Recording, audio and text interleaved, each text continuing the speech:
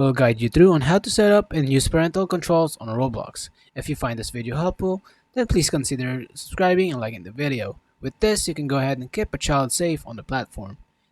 To get started, come onto the child's account. We are doing this on the Roblox website as well. Press on the gear icon in the top right and press settings. Go to the left and press parental controls. Press add parent, type in parent's email, an email will then go and be sent. The email will look something like this. If the parent already has an account, they can press use existing account or press create account. The parent will need to be verified. We can use an ID or a credit card. A smartphone can be used for this, so go and scan the QR code. After you've done that, you can go ahead and agree to link your child's account.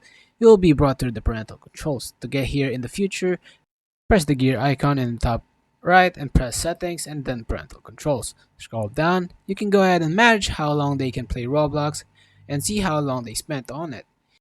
Then you can come down to the settings and you manage. You can go through this and adjust them as you're liking. As a different parent, you are going to be different. For example, content restrictions, you can go ahead and choose content maturity and it blocks experience and games. So you can go through in here and adjust them to your liking.